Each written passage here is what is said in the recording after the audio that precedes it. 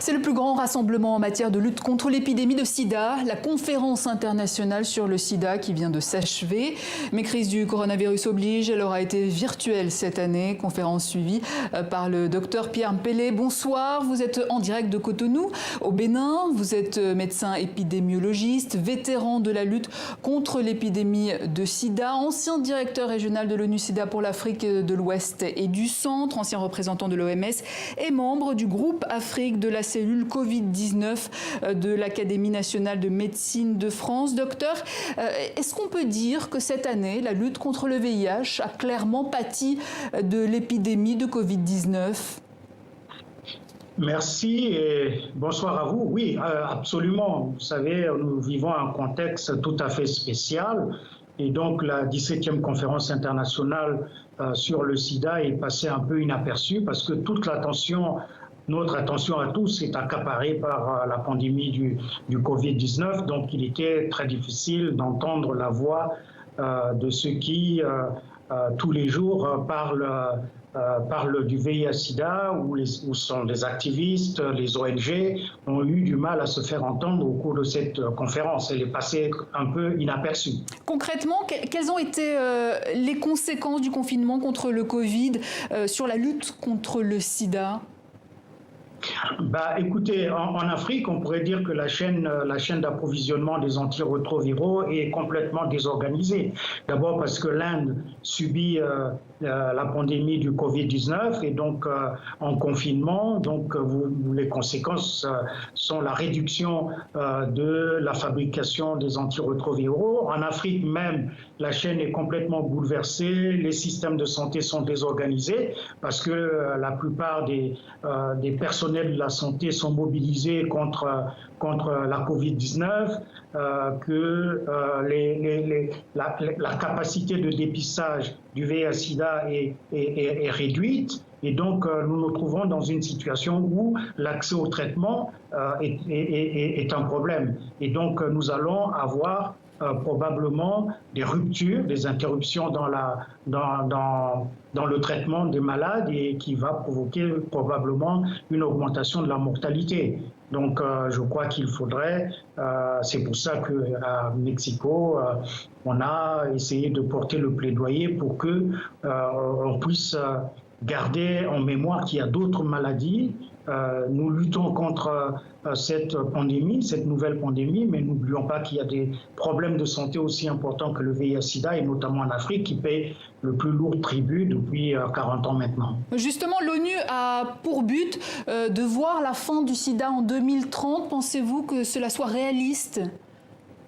Écoutez, c'est ce que j'ai écrit dans mon livre publié l'année dernière. Nous sommes au début du commencement de la fin du sida. Oui, bien sûr, nous étions sur une bonne pente. Quand vous vous rendez compte que, par exemple, sur les 25 millions de personnes vivant avec le VIH en Afrique, on était déjà à près de 65%, 70% des personnes qui avaient accès aux antirétroviraux. Et donc, les antirétroviraux veulent aussi dire que souvent, quand le traitement est bien conduit, on a une charge virale négative. Cela contribue à la non-transmission du virus, mais aussi la transmission mère-enfant était très avancée, que nous sommes vraiment sur la bonne pente, mais avec l'arrivée de cette pandémie du Covid-19, nous allons avoir des conséquences sérieuses sur cette pente qui était positive, si on peut le dire ainsi. Docteur, quel a été l'apport de l'Afrique en matière de recherche contre le sida en Afrique ? Je peux vous dire que l'Afrique a contribué les dernières 30 ans. L'Afrique a significativement contribué dans la recherche sur le sida en Afrique. Vous savez que le VIH2, par exemple, a été le travail conjoint de nos amis, nos collègues français et sénégalais, que nous avons contribué dans la description ou affiné la description du VIH-Sida. Nous avons participé de manière active dans la recherche. Et je crois qu'il faut le reconnaître. Il faut reconnaître et nous avons beaucoup travaillé, que ce soit en épidémiologie, que dans les aspects socio-comportementaux. Nous avons fait une bonne contribution pour une première fois dans l'histoire des pandémies en Afrique. Est-ce que vous diriez qu'on a tiré des leçons de la lutte contre le sida pour lutter contre le Covid ?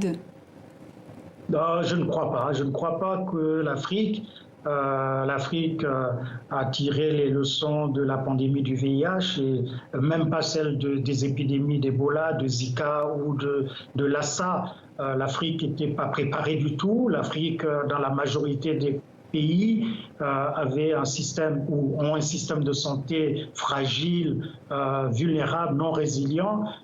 Et donc, on n'était pas préparé à répondre efficacement à la pandémie du Covid-19. Maintenant, il faudrait construire sur nos faiblesses que nous devons considérer comme des opportunités, innover de manière à faire en sorte que nous soyons à mesure de répondre efficacement à cette nouvelle pandémie. Justement, concernant le Covid, il y a eu le confinement en mars dernier, déconfinement depuis quelques semaines. Est-ce que la réponse de l'Afrique subsaharienne a été adéquate selon vous ?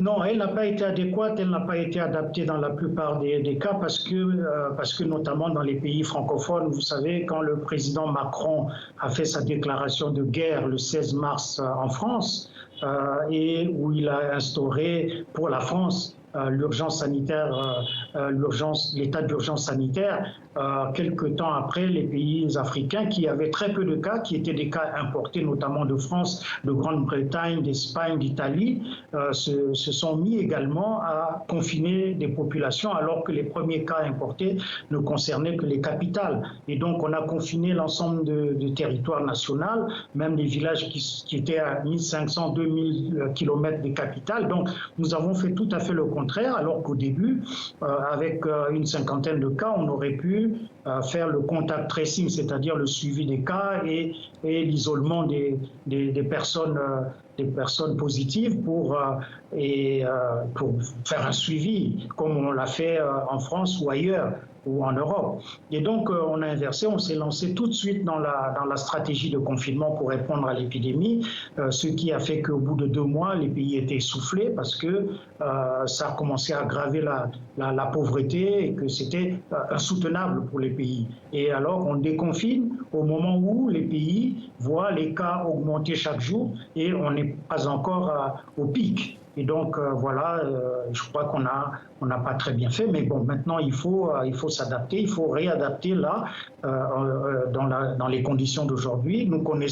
Nous avons des meilleures connaissances scientifiques de ce virus. Nous connaissons la dynamique de l'épidémie dans nos différents pays. Essayons de faire en sorte que les personnels de santé qui soient motivés, protégés et bien équipés et même formés pour qu'ils soient en première ligne de la lutte contre le Covid, que les décisions politiques soient basées sur la science et qu'on prenne de bonnes décisions au bon moment. Alors, à ce propos, vous, docteur, qui connaissez bien le professeur Luc Montagnier, prix Nobel de médecine 2008, il a dit en avril dernier que le coronavirus serait fabriqué à partir du virus du sida. Vous en pensez quoi de cette thèse ? Écoutez, comme on l'a dit souvent et on l'a dit au début de la pandémie du VIH-Sida, je ne crois pas que la question soit de savoir d'où vient le virus du sida. Est-ce que c'est parti de Wuhan, du laboratoire P4 de Wuhan? Je crois que le temps aujourd'hui est à la réponse, une réponse adaptée, efficace, et je pense qu'il faut éviter, bien sûr, c'est des pistes à regarder de près, mais je ne crois pas que ça soit essentiel dans notre action d'aujourd'hui. Il faut s'attaquer à riposter contre ce virus-là. Docteur Pierre Mpele, merci. Je rappelle que vous êtes médecin épidémiologiste. Voilà, fin de ce journal. À demain sur TV5 Monde.